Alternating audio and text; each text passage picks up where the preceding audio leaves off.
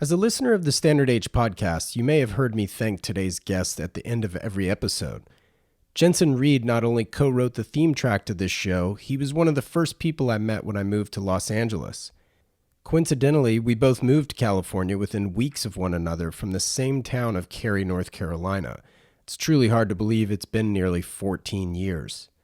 We talk about how that all unfolded, while Jensen explains his path from being a solo musician to his successful career as a voiceover artist.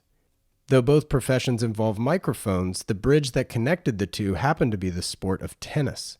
A major takeaway from this week's episode is certainly the incredible power of networking. We talk about music from the 80s and 90s, the albums his mom didn't want him listening to, how he drove a Ranchero as his first car, as well as how he began making viral music videos with millions of views on Facebook. It's always fun to sit down with someone who is such a close friend, and this is no exception. You never know where life can take you, and for Jensen, life is actually taking him back east to Nashville, but I'll let him tell it. I'm your host, Wesley Smith, and you're listening to the Standard Age podcast.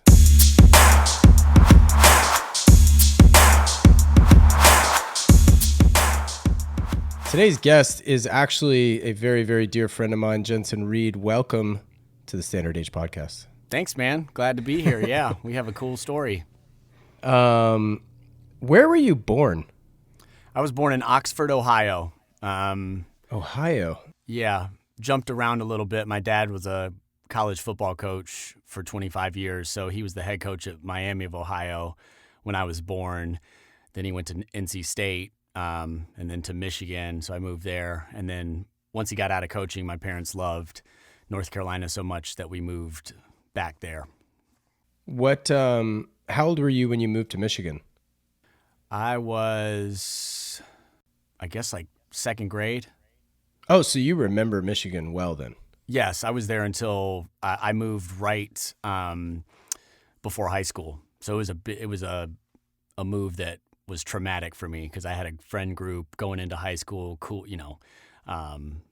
Well, yeah, man, I can only imagine because moving at 14, I mean, yeah, high school is such a pivotal time for anybody, really. For sure. Yeah, I can't imagine. Now, what did your mom do? Was she a housewife or did she work? She was a school teacher, and then when she had us, I have a younger sister. She became a housewife. Okay. What did she teach? Now that she taught elementary school.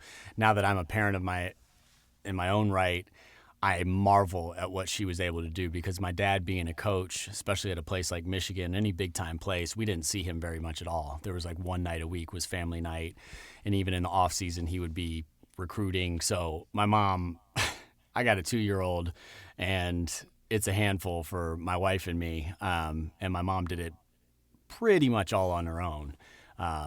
Superwoman. Yeah, she's amazing. So you have a very strong, I guess, tennis background. When did you pick up tennis? That's funny too, speaking of my mom, because I always held it against her. I didn't start playing tennis until I was in 7th grade. And then when I started competing and playing in tournaments, every kid I was playing, started when they were 5, and I would just be like, "Mom, why did you not start me, sooner?" So yeah, 7th grade, which that led to part of my frustration of moving because I was going to go to Pioneer High School in Ann Arbor, Michigan, which is right across the street from the Big House, and they ended up winning 3 out of 4 state championships. I would have been a big part of that team, and it was a bummer. It's still, honestly, as I talk about it, I haven't thought about it in a long time, but from a high school standpoint, I mean, and the coach and my friends were also kind of bummed that I was leaving too. They ended up doing fine without me, but yeah, that was that added extra salt. Yeah, I'm sorry to bring it up. No, all good. So you ended up at Cary High School, which Cary is where I grew up, literally. Like, I never lived in any other town prior to moving, well, other than boarding school. But anyway, I'm assuming you played tennis at Cary? I did, yeah. How were they? We had a good squad. Yeah, okay. It was just different the way North Carolina athletics did it. But Yeah, we won the conference every year and regionals. It was a weird. I can't even remember the exact differences of how the structure of the actual state playoffs, but it was something weird about it that we always. Oh, I know what it was. We always had to play Broughton from Raleigh, like second round of the state playoffs. There was no seeding. It was somehow like the conference champion of our conference always had to play the conference champion of whatever conference Broughton was in. Broughton was basically a magnet school where they could recruit players, and they were ridiculous. They, like my team in Michigan, they won the state championship every year. So we had to play them every single year, like the second round of the state playoffs, and we never were able to beat them. Oh, man. And I remember being really, because they didn't seed like a normal tournament, like the NCAA tournament, where you'd have, the two best teams would face off later in the tournament. So, Right. So obviously you became a tennis pro by way of coaching. Did you try to play professionally? No. Okay. I could have played in college. It was, at that time, the choice was, I was in a band in high school that was doing pretty well locally, called Swamp Gas Charlie, way back in the day. But so that was really my passion. I took a visit to Georgetown. That was eliminated quickly because the only scholarship sport at that time was basketball. And then a couple other places. I could have played at some smaller schools, or even like NC State or stuff like that. But then I went to Carolina, who always has a very strong tennis program. Maybe could have walked on there and made it. I would have been one of the potential people, but it's super competitive, and I ultimately made the decision not to even do it because I was pursuing music and knew that if I was a college athlete, there's no way I could balance do both. Yeah. I completely forgot about Swamp Gas Charlie. I'm pretty sure I had that cassette. Like, I think I had some pirated cassette or some, like, yeah, man, dubbed version. I'm aging myself. Before there was the internet and, kids could do anything. We sold out huge shows in high school. Like 300-400 kids would come out to nightclubs in Raleigh, like high school kids, and we were in School Kids Records, the local store. We were like the number one selling album locally, and times have changed. But yeah, man, it's funny. I even every 6 months, I'll have some random person from my past or high school hit me up and be like, dude, I found my Swamp Gas Charlie CD. Oh, it was so good. Like, man, that's hilarious. 16. Yeah. And then, School Kids, what more can you say about them? They were like the shop, but it was still like mom and pop, underground, indie vibe. The last time I thought about School Kids Records was when Zach Galifianakis showed up on Jimmy Kimmel wearing a School Kids Records shirt. Oh, that's funny. And I was like, dude, that's incredible. Because he's from Raleigh, or at least North Carolina. And I think he went to NC State, Zach did. And as if I know him. First name basis, of course. Right. But yeah, he rocked this white School Kids Records t-shirt on Kimmel. And I was like, dude, that's incredible. Don't want to have a nostalgic, trip down memory lane. But that I do miss. Like, I would stand outside, at midnight on, I guess, Monday nights, because releases would come out on Tuesday. Yeah. To get the new Biggie album or the new, and School Kids was always the place. There was one in Chapel Hill. There was one in Raleigh. The one in Cary. There's one in Cary. Cameron Village. So yeah, School Kids was awesome. They had great T-shirts, vinyl, posters. It's dying. There's no need for it when I've got 100 million songs in my phone. Right. Yeah, exactly. It's funny. I got Pearl Jam's Vitology at one of those midnight releases in Cary. I probably was there too, or one of the places. I remember the Pearl Jam coming out. Yeah, that's so crazy. Because they had like limited edition. Vitology had like a paper. Yeah, black. Limited. Sleeve. With like the gold stamp. Yep, stamp. Yeah, I can see it right now. Or D-Boss, I guess it was. What was your first album that you ever bought? Well, I snuck. My mom would not let me listen to Beastie Boys' License to Ill. Amazing. Or Guns N' Roses' Appetite for Destruction, and I was able to get copies of those from friends when I was up in Michigan and like surreptitiously listen to them. And like, so those were the first albums that really like I loved. And there was obviously something exciting about it because my parents didn't want me to listen to it either. But yeah. That's so funny, man. What do you consider to be the most influential album you've ever had? That's tough, man. I just am all over the map as far as genres, what I love. But I mean, like middle school was when I got molded into loving hip hop, as well as classic rock. So like simultaneously, I love Led Zeppelin, and then I think Tribe Called Quest, Low End Theory might be the album. Well, Beastie Boys, that License to Ill album was like the first album. I was even younger. I think I was in elementary school for that. So I like loved it. But then the Tribe Low End Theory album is like a very memorable album for me of like just opening up the doors to hip hop.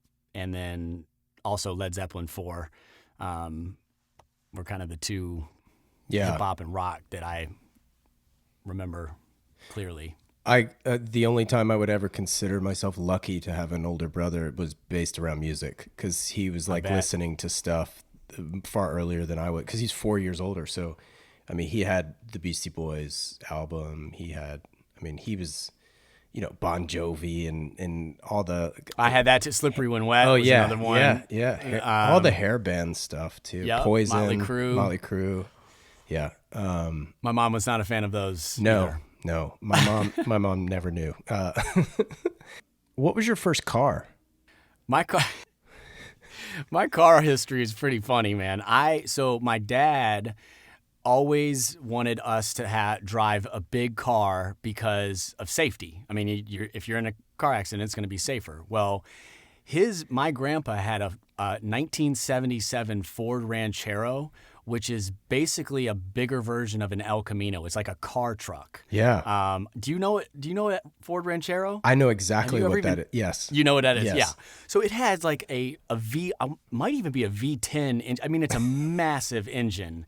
And I would drive that to school, and I got over quickly, like, it was not a cool car, but in my own way, I was like, I don't give a shit. I made it, my own car. So then once I got my own car, like that was a family car. My dad bought me a Ford Crown Victoria, and that was like the boxy version, basically a cop car. That was a cop car, yeah. Then I graduated into, that was a maroon one. Then I graduated into a Mercury Grand Marquis, which is the same car. Yes. Only Mercury might be a little more upscale than a Ford. And then because I had been at that point groomed to love big cars, when I bought my car, like when I got out of college and before I moved to LA, in fact, I bought a Lincoln Town Car. Brilliant. A giant blue Lincoln Town Car that I called Big Louise. I had names for all of them too. The Grand Marquis was Big Shirley. Then it was Big Louise. And I loved it, man. I embraced the idea, and I was doing like hip hop music at the time. I just embraced the idea like I was Tony Soprano. Like, right. I love the fact that people could not figure out like I was the only person under 70 or not a hired driver driving a Lincoln Town Car with like velour suits on, and like, dude, I was a mess. But then I drove Big Louise out to LA, the greatest road trip car ever. I mean, you're just sailing. Yeah. It's like a boat. Floating. And then I got to LA and quickly realized it was quite possibly the worst city car ever. The turning radius, MPG was, I think, 8. Yeah. So anyway, my cars are funny. And now, then I've had a Mini Cooper, and yeah, so I've changed a lot. It's funny because I was going to ask you, so you moved to LA about 3 weeks before I did. That was simply just to pursue music. What was the impetus there? Yep. I had been itching to go. I was in a group in the Triangle area. I was living in Chapel Hill called Plan B. And we were doing pretty well just regionally, like that area, playing shows all the time. Had some buzz about us, and just couldn't get any real traction. And I always wanted to be in a place with more opportunities, and then I couldn't. It was it started as a group of two, and then there were three of us, and I just couldn't get the other two guys to go. And I finally, I was like, I got to do it, because I know I'd regret it if I didn't give it a shot to move out to LA. So yeah, that was April of 2007. Yeah, man, it's kind of crazy. Just as a backstory for those listening, so Jensen and I pretty much, well, at least for you, for high school and on, grew up in the same town of Cary, but we never met. And then fast forward 2 weeks before I moved to LA, I'm like at a pizza spot downtown Raleigh, see a mutual friend of ours, Hunter. And Hunter's like, hey, you should meet my boy JD. He just moved to LA as well, because I told him I was moving. And so anyway, that's how you and I met, is actually not until I got to LA and texted you and said, hey man, saw Hunter. And you're like, yeah, he gave me a heads up.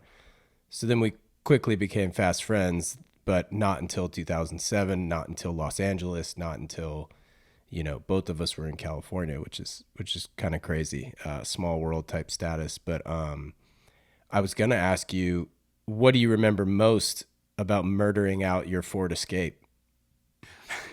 I forgot. I didn't mention that one, and I'll backtrack. I think this is at least an interesting enough story, because I owe you a lot.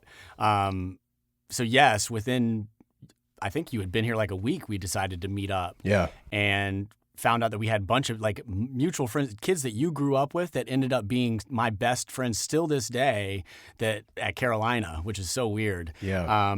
But we met at Merrick's on Santa Monica Boulevard for Mexican, and you invited your mutual friend Eddie and his girlfriend Amber. And it was a fun night, and after the dinner, I was like, hey man, they were together. And I was like, are they good? Because she's hot. Yeah. And you're like, yeah, dude, they moved out here together. They live on a boat together. Like, I was like, all right, whatever.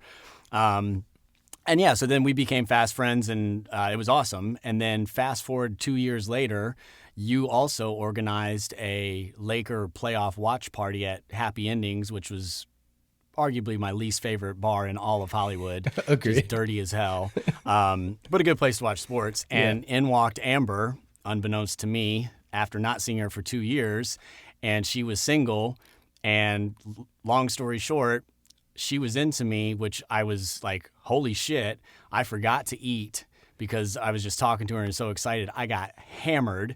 And now it's 2020 and we have a 2-year-old son, and she's expecting a daughter in March. So ultimately, you are responsible for introducing me to wifey. Indeed. I do what I can for my friends. So, and sorry, I got off track, but the Ford Escape, that was the car after the Louise. Big Louise, and it was a Ford Escape hybrid. And I was just thinking about this because we just got a new car, got a Subaru Forester, very family-friendly car. But I remembered how much money I just threw away on car payments. It wasn't crazy, but I had no business. Yeah, I blacked it all out. It was a dope ride. It was cool. Yeah, it was blacked out. Everything was black. And much better MPG than 8. Yeah, but it was such a wasteful expense for me, like leasing a car like that. But so walk us through what it was like moving to LA as a musician, aspiring musician, definitely hustling. You had to do what's called a pay to play. Yes, not many people know what that means. Yeah, I don't even know if it's still around. Well, obviously now live concerts have gone by the wayside for the time being. So basically, when I moved here, I was, I'm trying to even remember how I met different people. I was also working in real estate. So that I'm backtracking because I got my real estate license in North Carolina, and then I also got it out here. And I came out and tennis was something that allowed me to be confident making the move that I could figure something out, because tennis was a skill I was always working at a country club from high school and worked throughout college teaching tennis, and figured out that I had a strong skill set, and I knew that would translate, especially to a place like LA where there's no weather concerns and you can teach all year round, et cetera, et cetera. So that's what allowed me to more confidently, I saved up money, but I was more confident in making the move because I knew that I could land. And I also had a connection to a guy that had a business. So I was coming out with some lessons that were probably going to happen. So through that, I met a guy named James Simpson, who was a real estate agent. And I talked to him, and I became his licensed assistant, and it was amazing. We did all our business in Hancock Park, and then he had to leave, and I haven't done real estate in a long time. But the only reason I say that is that because of that relationship, it's funny how domino things happen. I met a woman that worked in our real estate office, and her husband was in a band called the Cool Table, and they were like a mashup cover band. So they would play like Nirvana and Michael Jackson. They would learn the songs and mash them together live, which is really dope. So I was playing shows, hustling, like basically with just a DJ. I met some DJs, and I'd be on the mic. And at one of those shows, Christian Hand was the drummer for the Cool Table, and he saw me mic check. He was like, "Dude, do you want me to sit in on drums?" And I was like, "Sure, yeah, that'd be awesome. I'd love that," because I was playing with live instruments back in North Carolina. And so anyway, and that night we had a great time together. And after Matt Eddy, who was in the Cool Table, he was like, "Dude, do you realize that Christian Hand said he likes you and likes your music? Because that's a major win, because he hates everyone and everything, especially music." And what ended up coming out of it was just this awesome relationship with Christian. He's an amazing guy. We've been writing and producing music together forever. So I got in with him, and then yes, I was playing shows. There would be shows that weren't pay to play, but a couple big ones that I did. I opened up for Little Brother at the Key Club, which is now One Oak on Sunset. And the way it works is you have to guarantee that you're going to sell 200 tickets at $20 a pop, which is like, it's no joke. I mean, or it might not have been that many, but it's like you're out. But it's like 100 tickets, I remember. Yeah, 100 tickets at $20. Yeah. You're out a lot of money if you don't make it happen. So then what they do, the positive side of it is it gets you on a bill. So the Key Club show I rocked, were you at that show? Yeah, I think I went to all of your shows. Yeah, I appreciate the support. It was amazing. 600 people sold out. It was incredible. But then my hope was, okay, and then I did a few other pay-to-play shows, and I did really well. Like I was able to sell a bunch of tickets and bring a bunch of people. I thought that the company that did it might start being a little more relaxed with their requirements for selling tickets. Because, when you start performing and doing well and knowing that you're legit, but it didn't happen. It was the same story. So it ends up being kind of a racket because I never made a dime. But I did get on some amazing stages. Not all of them were pay to play. Like all the times I played the Roxy were not pay to play. It was just like, then I started finding a group of musicians out here that I worked with, and we would share shows. We were part of a group called The Collective. The Mowglis ended up blowing up out of it. But we did tons of shows together. So I would just play lots of shows with friends. Right. Well, you mentioned Christian, AKA Super Beautiful. Yes. You guys co-wrote the theme track to this podcast after the war. What do you remember from recording that track? Man, it's so old. So it's hard. We did everything in the workflow with Christian has always been, I'd do a lot of heavy lifting, producing the track at my place. And then I would take it to him, and we would just kind of finesse it and work it together, usually track vocals at his place. He sang on that song too. Christian's a great singer.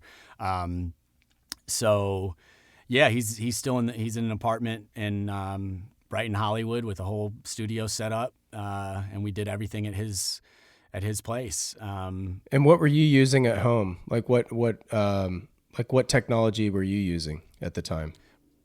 Pro Tools. And then I don't know if I had started using Native Instruments Machine at that point. But it was always based around Pro Tools, which was always limiting in some ways from a creation standpoint. But Pro Tools is the industry standard as far as editing audio. And so, yeah, it was always Pro Tools. Sure.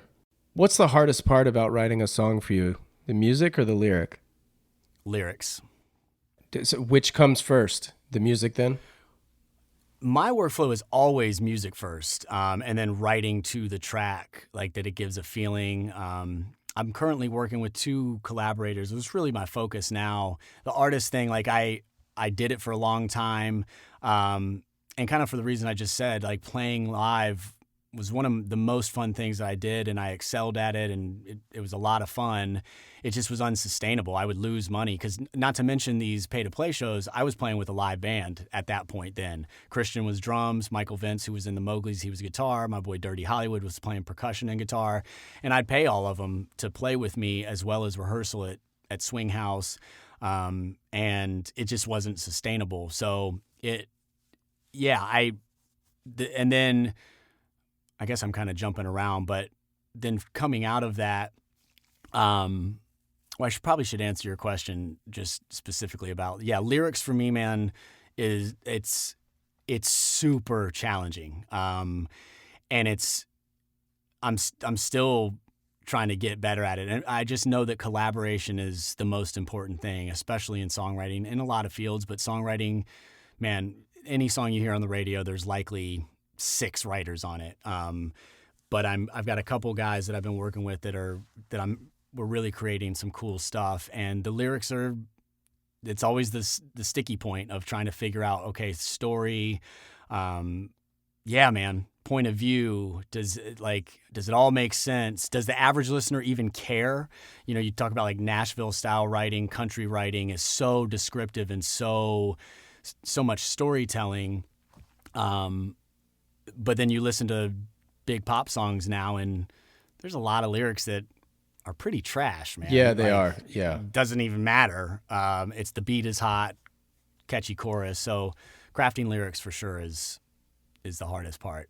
Yeah, it's funny. We were, my wife and I, were listening to something the other day.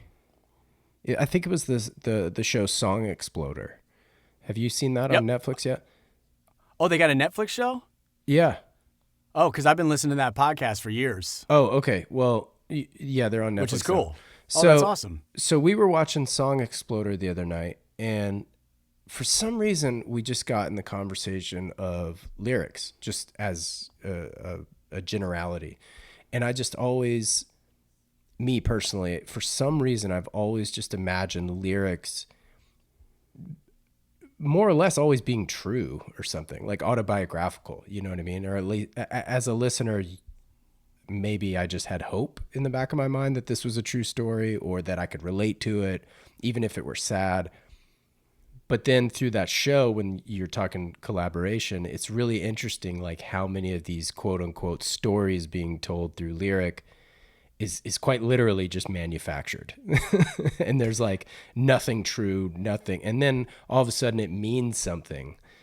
And it's just so interesting to me from just a conceptual standpoint, because they literally mean nothing, but then they turn out meaning something ultimately to the listener, of course, but even just to the lyric. Now I'm getting into the weeds here, but that whole system in place of collaboration and manufacturing these lyrics is just, it's so foreign to me because I've never listened with that type of mentality.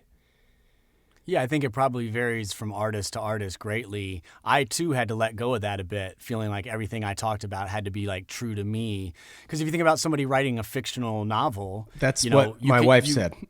Yeah, you can draw on. Not every part of the lyric might be personal, but you can draw on experiences, or your collaborators draw on experiences.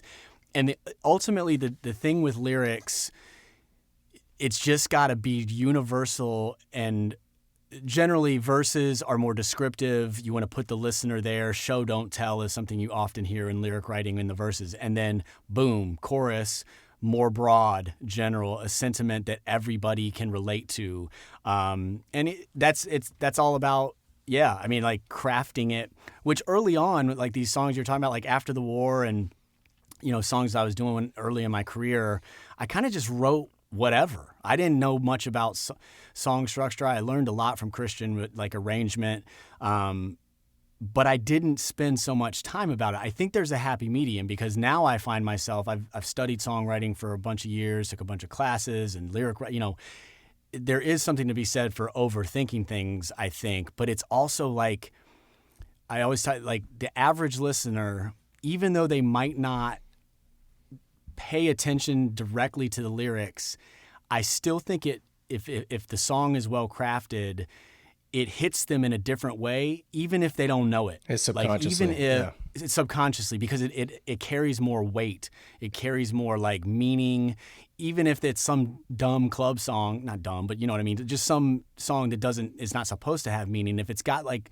clever lyrics or like it's something that, yeah. So I've really been focused on that. And in fact, tomorrow I got a rough song I've been doing with my buddy Evan Lewis that we think is pretty cool. Title is Crazy. And it's a breakup song. Instead of being this love song, it's like, you're driving me crazy. And it's just like a couple fighting. We wrote it as a duet. And I dig it. But I'm doing this songwriting workshop where it's like, I don't know, 20 other writers, a Zoom call. And then I've met some great songwriting contacts. But this woman, Pam, and Richard Harris, they're a team. And it's like a meet and critique. So they'll take a listen to it. And I get 5 minutes of critique. And I told them, I was like, I specifically would like notes because it's a rough draft of production and mix. I just want story, concept, lyric notes. Like, I'm getting there, man. It's a science. It's a science, but it's also like this emotional science. And we share the love of the show Songland. I was just about to bring it up. Yeah. Turn so many people onto, but you really see the talent of writers at that level, especially Shane McAnally in the lyric sense. Like I sit there with goosebumps. He'll come up with lyrics that are like, what? Yeah. How did you do that in 30 seconds? And it's this like clever twist on something that the person already had. And it just really illustrates how collaboration in songwriting, because you could have some idea that then takes somebody else to a completely different place and improves upon it. And yeah, man, I love that show. Yeah, I yeah. know you do too. Yeah, it's cool.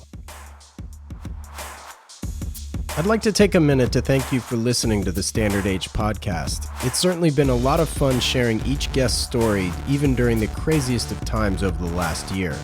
The good news is it's allowed me to further focus on some of the elements that make Standard Age possible. I've done a ton of product development, some items for well over a year. If you'd like to support the podcast, the least expensive way is to simply rate and review the show on whatever platform you're on. Further, you can visit standard-h.com where you can purchase the brand's apparel or directly support the podcast under the accessories tab. I can't thank you guys enough for listening to the show and for all of your support, especially through social media. It's been so much fun interacting with you, and all of the great feedback has been wonderful, so thank you.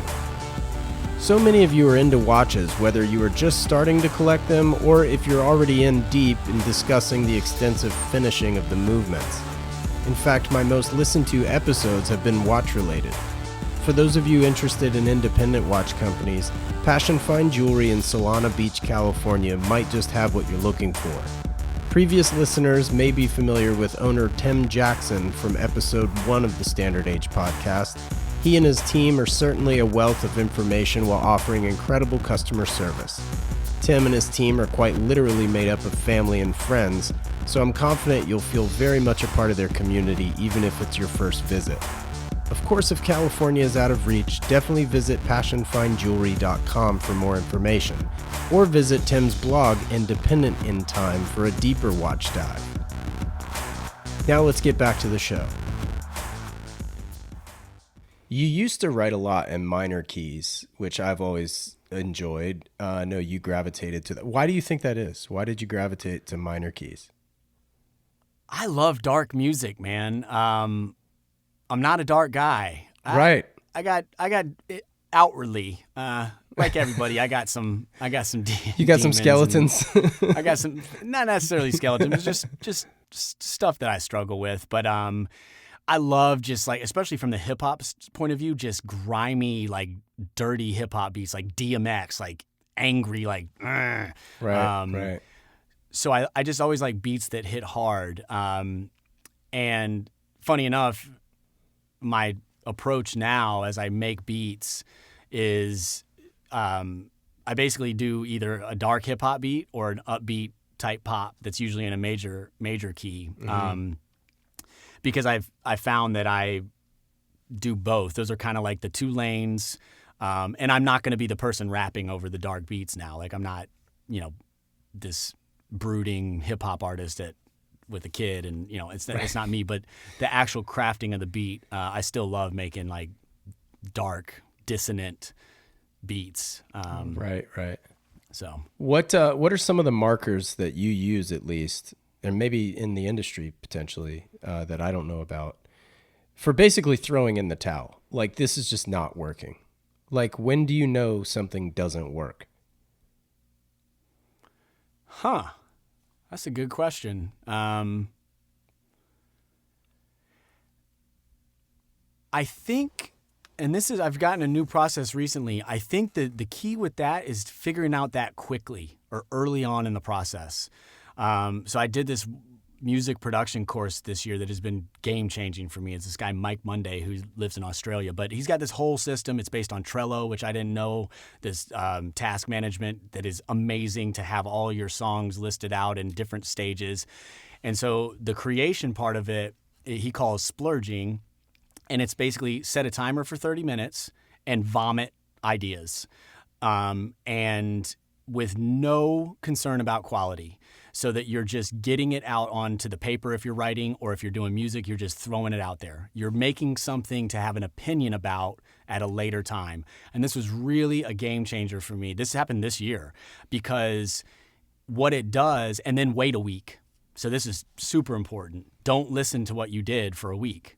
And you come back to it with fresh ears, and then you say, okay, nah, I didn't like that. Mm-hmm. I'm not going to work on it. I'm going to put it in a sketchbook that maybe there's something from it I can pull. But if something perks my ears, oh, that was dope. Then I take it to the next section in Trello called Discovery, and this is super specific, but then I work on it further with make a checklist of what to do to it. So the idea is that you don't, in music, especially production, a lot of time is spent crafting stuff. Right. I can now, what it's given me confidence, I can knock out a beat in 30 minutes easily, like something. Then if I decide that I want to work on it further, that's where that creative process starts to become convergent. At first it's divergent. Anything's game. You can do anything you want, blah, blah, blah, blah, blah. Then when you start EQing, transitions, like all the really fine details, you just want to make sure you're doing all that in the interest of time on something that you actually want to work on. So I think that's what I've really found this year is, now that I've got some songs, and still maybe they end up not working, but I don't know if that exactly answered your question. But then as I've listened to a bunch of podcasts, I heard Rick Rubin tell Andre 3000 the same thing, not the splurge term, but basically the idea of separating the creator and the editor is super important. And before that, I was doing both. I'd be working on a beat, but let me try to find the perfect synth sound for 3 hours, like in the very early stages of this beat, which is a giant waste of time. Now I have sounds that I know I want, then I can go back and tweak them, but just to boom, get them down. And it's amazing what I can knock out in 30 minutes.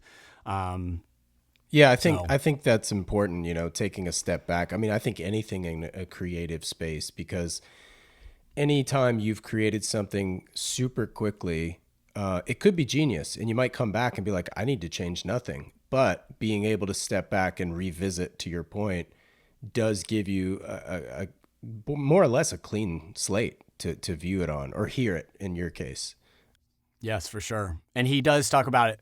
It's a creative system for everything, whether you're a painter, a writer, what he has developed. And it's pretty amazing, man. Like for that reason of just having, it allows you to work on multiple projects at once. So I've got 3 songs that are in the discovery stage that I think I like them. Now I got to do some work on them. Then I got a bunch of songs that are in draft stage where I know I want to release these. Now I got to really dig in. And you do in smaller sessions too has been helpful for me. Set a timer. I've got a kitchen timer on my desk, and it's been a big game changer. Seeing these big red lights, 30-minute session, do it. Then take a breather, do some push-ups, just 5 minutes, take a break, re-enter the situation. So it's not old school with the dial, so it rings in the background of your vocal? No, I got the big digital numbers, but it's amazing. I was going to do one on my computer, like up in the top right corner, like a little timer, but to have the visual kitchen timer, that's helped a lot. That's cool.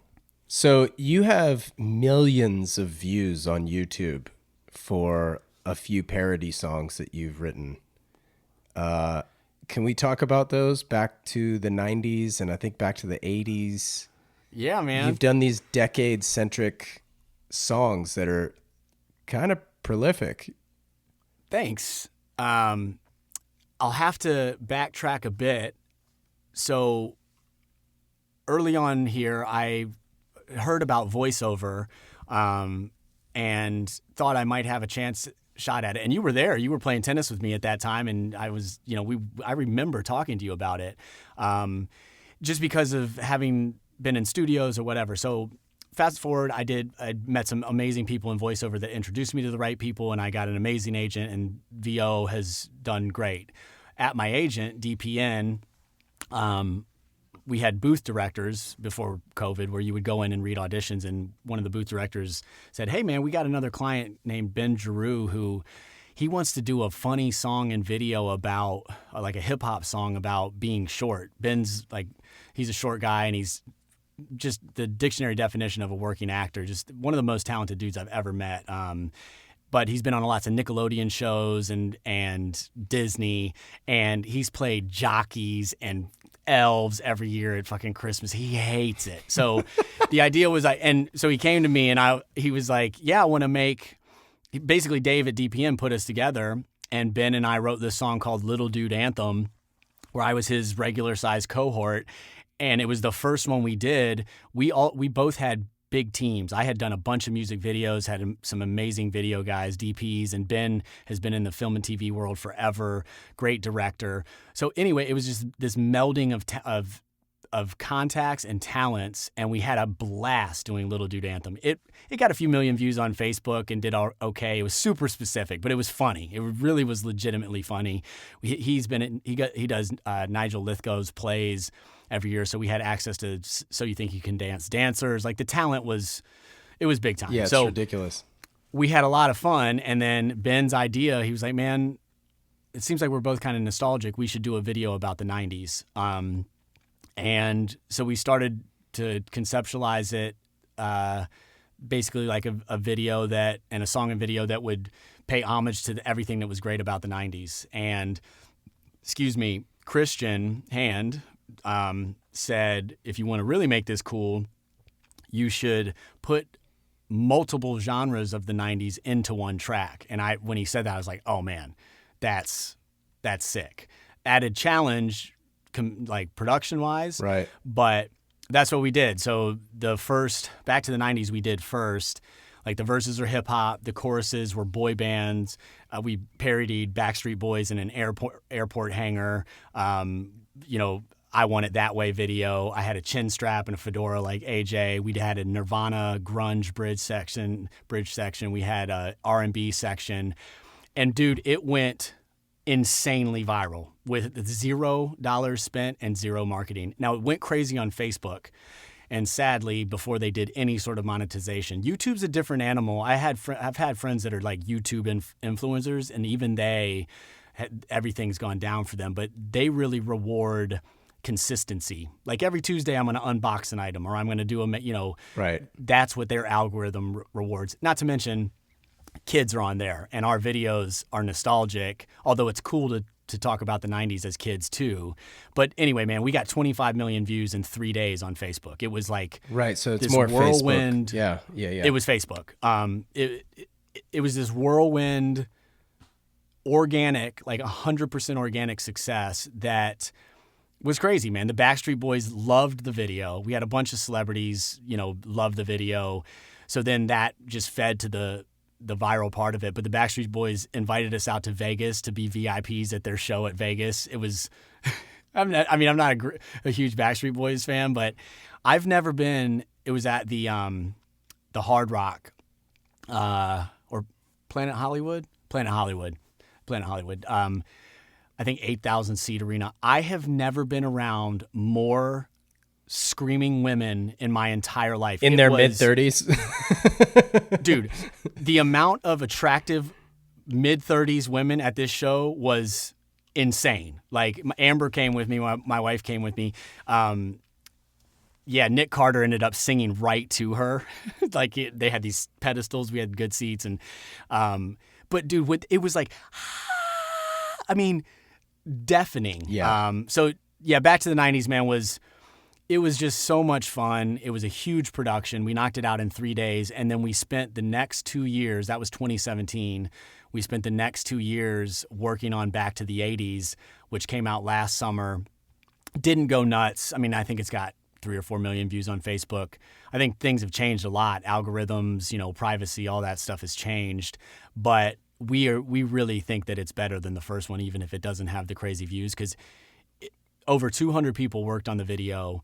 That's insane. It literally, we would spend 4 hours on a setup. They're rapid fire. If people are listening and that haven't seen it, which probably haven't, but they're rapid fire things. Like, Right. Where's the beef, old ladies, Golden Girls, Doc and Marty these rapid fire lyrics where the scene will actually appear for a couple seconds, if that. Yeah. But we spend 4 hours shooting it, and man, there's never been a more rewarding creative thing that I've done. Ben directs the videos.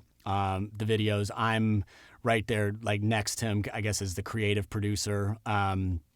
And just to lead a team of, like, everybody who works for us, man, are the best of the best in their game. Like, hair and makeup, wardrobe, art department. Like, all these people are working on big movies and big TV shows, and they love working with us because it's so much fun. Like, we had back to the 80s, the first day, we did 14 setups in a day.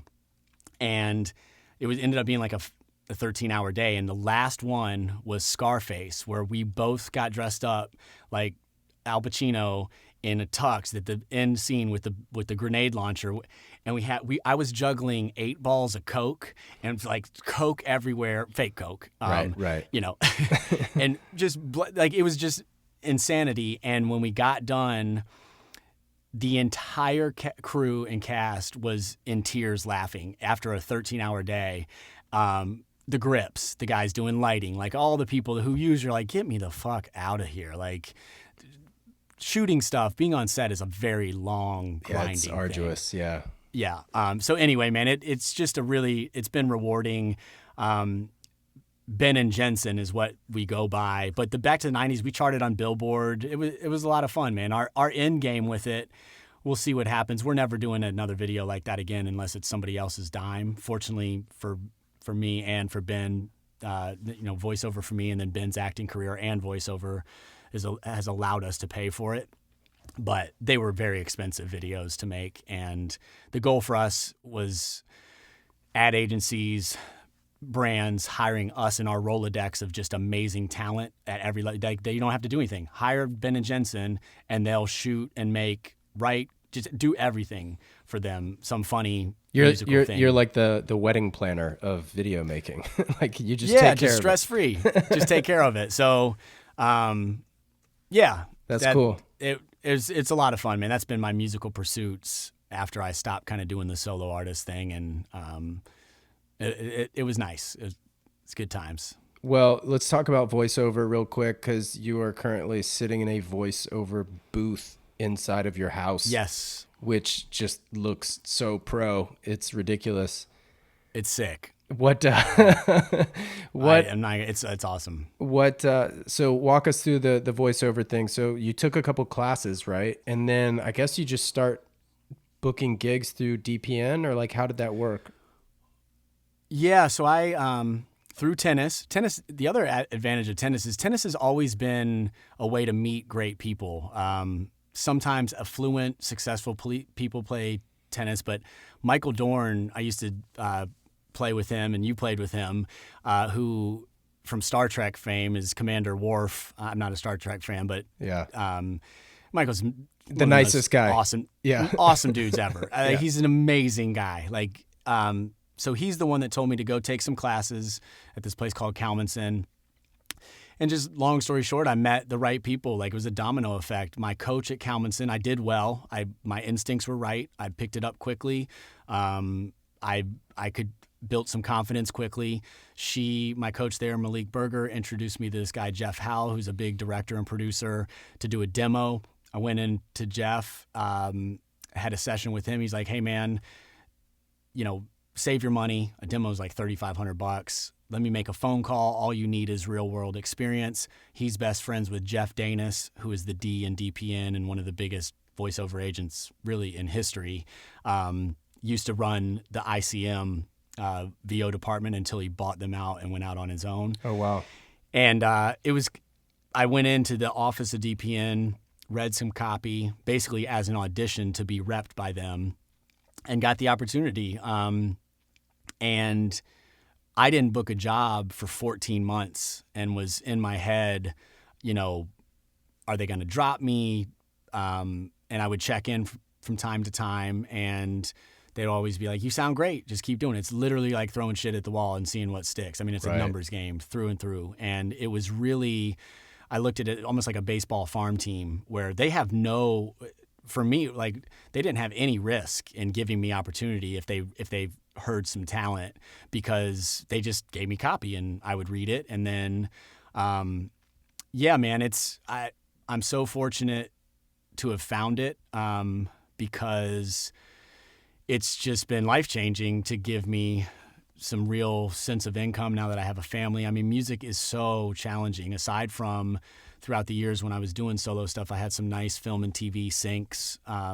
Syncs mean placements or like songs in TV and movies that brought in some money. But everything's changed, obviously, and people don't make tons of money unless you're in the 1% in music. So VO has just been, man, it's been awesome. And this booth, I was recording jobs from home that would go on broadcast for many years from my walk-in closet. I was able to treat it.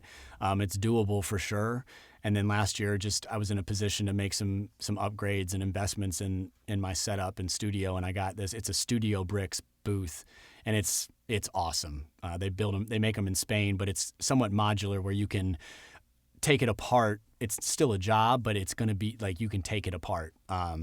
Whereas the Whisper Rooms, which are really, really nice booths as well, I guess are pretty challenging to take apart and move. And so, man, I love VO. And during these times, man, fortunately, VO has not been negatively affected by COVID at all. Like, I'm as busy as I was. Auditions are as busy, and I feel fortunate in that regard too. So you use Pro Tools for that as well, obviously. What kind of mic do you have there? It's a Sennheiser MKH 416, which is a shotgun mic that you see on movie sets. It's like when you see people with boom stands.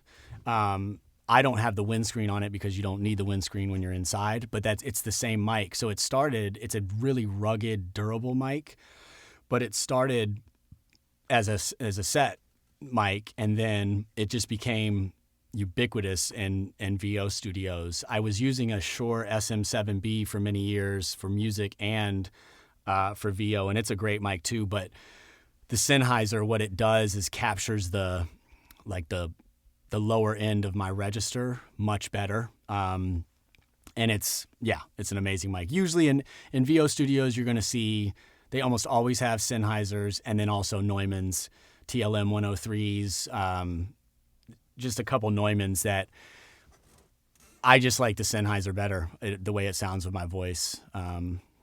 So what have you booked recently that maybe we would have heard your voice? I have been working with some clients for a few years. For Subaru, do a lot of their TV stuff. I did some of that this week. So it was funny. We were getting our new car yesterday, and I had the session the day before, and I told it's an ad agency in Minnesota, Carmichael Lynch. But I told those guys, I was like, hey man, I got a Subaru Forester coming tomorrow. So I've been reading their copy. There, maybe reading so much ad copy from Subaru has brainwashed me into getting one. You sold yourself one. I sold myself. Yeah. But that.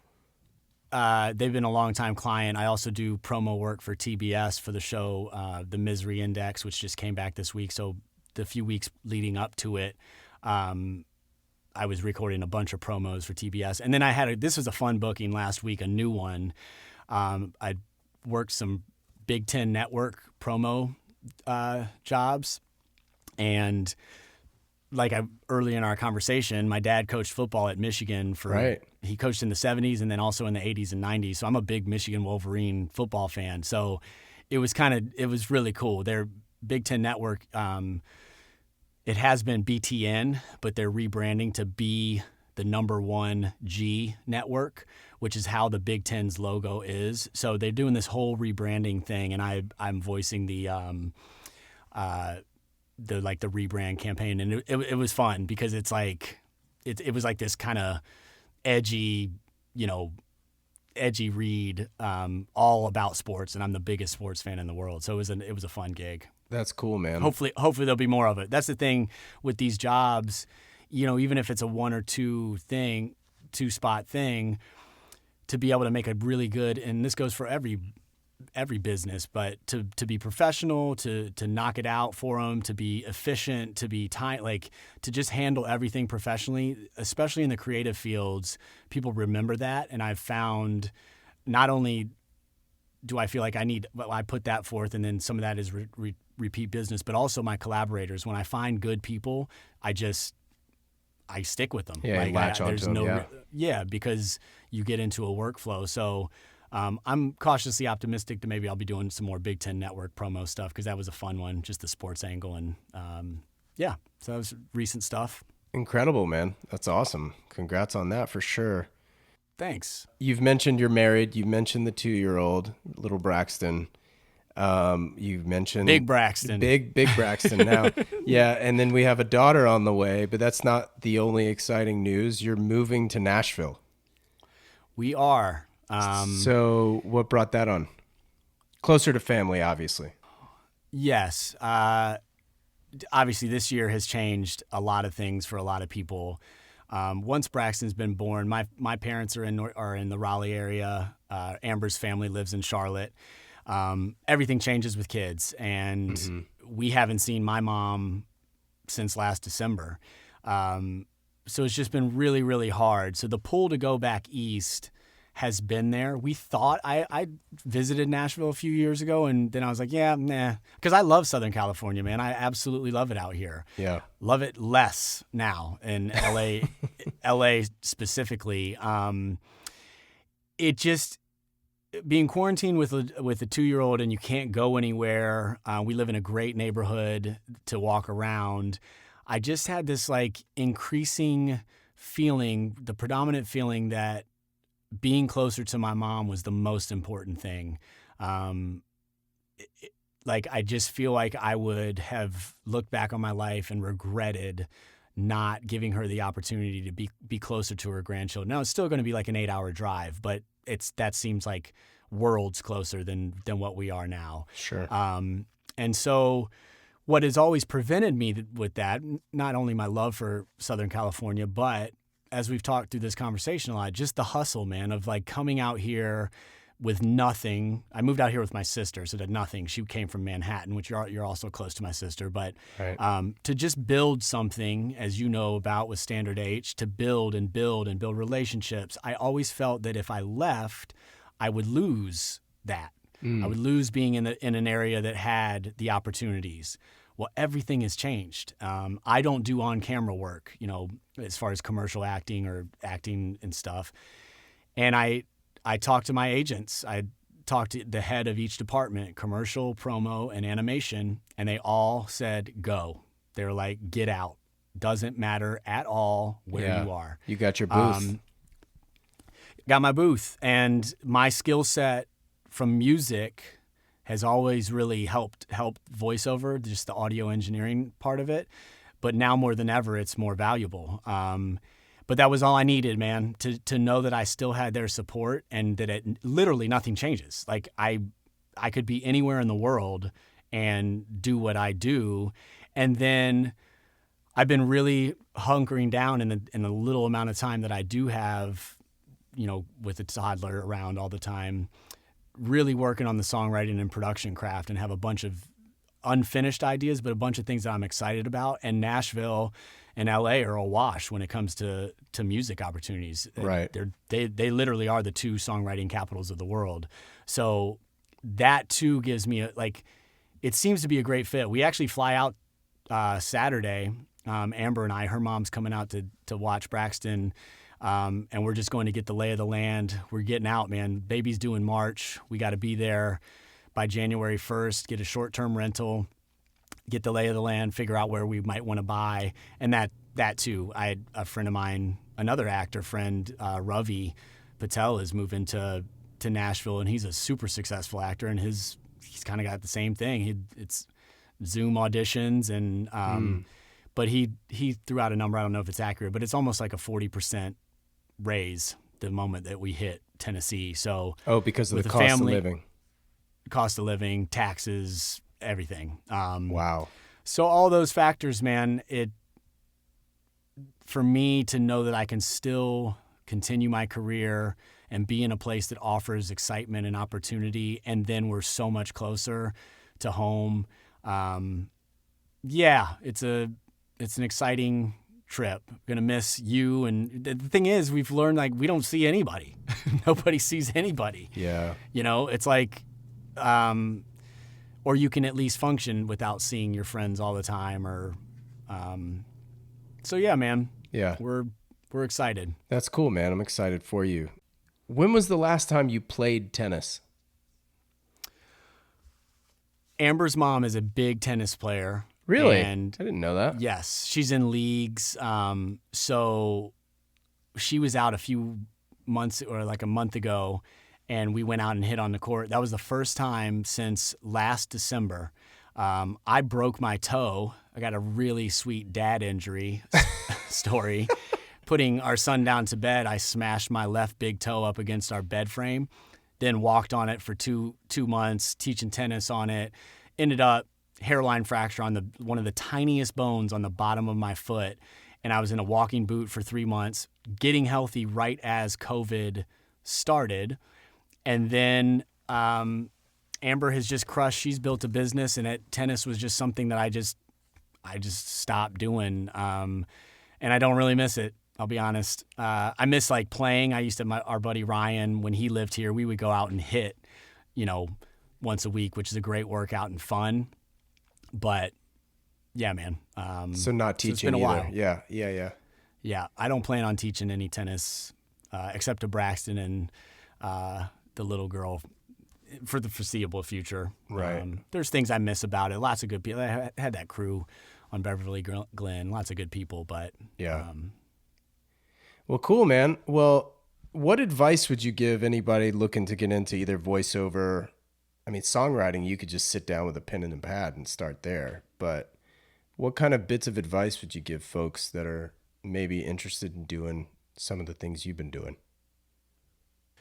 VO is trickier now. I've had this conversation now recently, because it used to be you could be a really talented actor and get into VO and not have to worry at all about the technical side of things.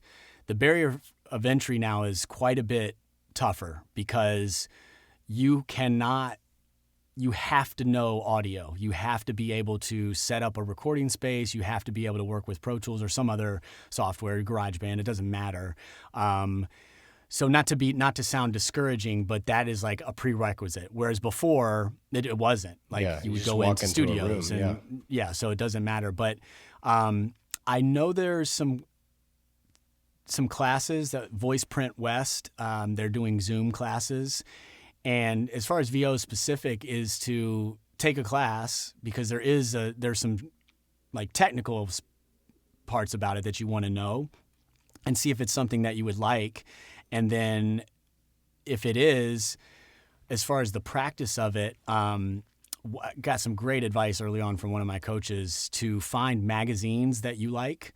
At the time when I was getting into it, I had ESPN, the magazine, and Men's Health, and then tear out all the ad copy in the magazines and read it out loud 1,000,000 times. It's a great way to get copy that you fits your interests, or that's like that your voice would likely fit too. Yeah, it's probably easier to speak with enthusiasm about a subject you enjoy, obviously. Right. Yeah. And also that your voice would be actually somebody that would sell that. This is as far as commercial is concerned. And then read out loud. I mean, primarily what goes on in the voiceover world right now is conversational. Just like we've been talking this entire time, it needs one of the nuanced, tricky things is to read copy, but make it sound like you're not reading, like you're talking to a person. And so that, to me, the easiest way to do that is just reading out loud over and over again.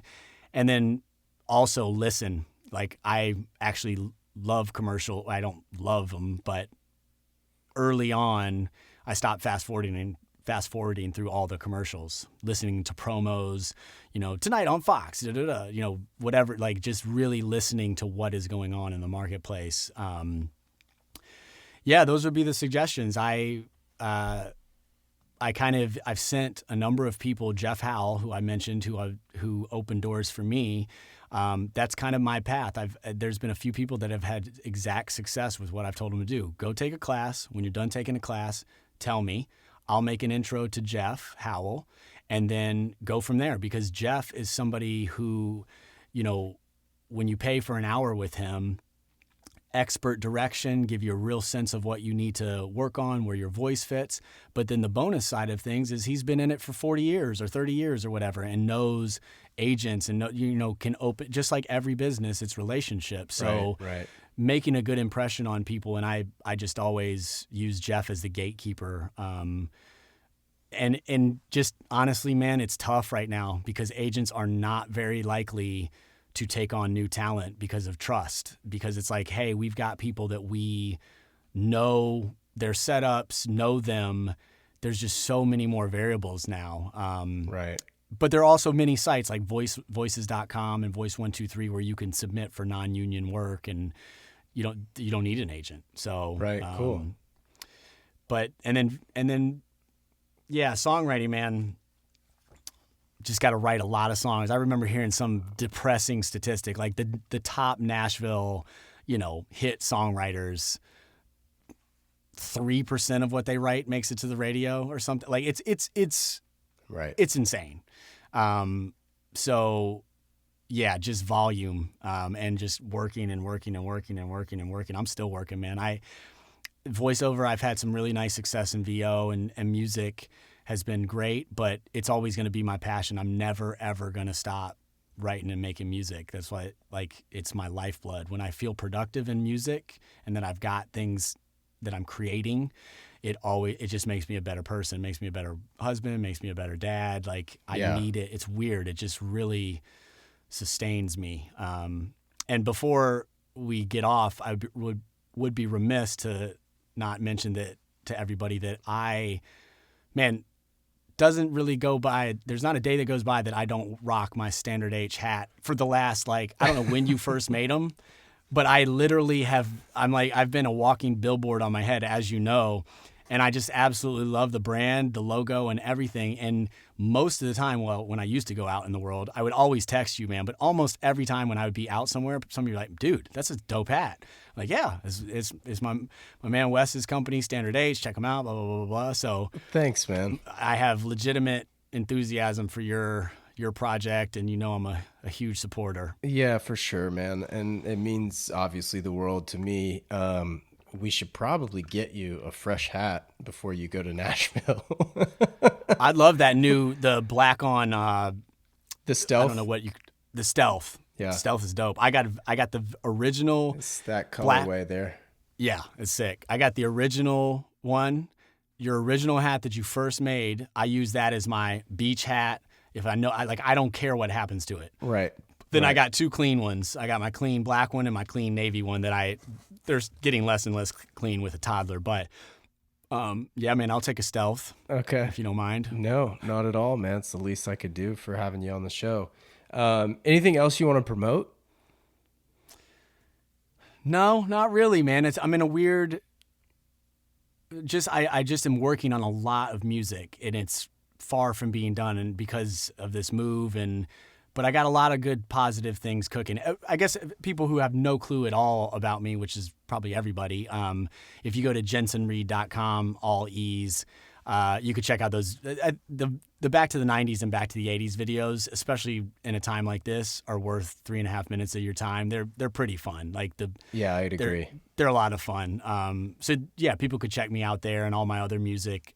I have to realize that all my music that lives on Spotify and everything is old to me, but some people haven't heard it. So sure. But yeah. Cool, man. Well, obviously it's great to see you. Likewise. Always good to get some FaceTime with you.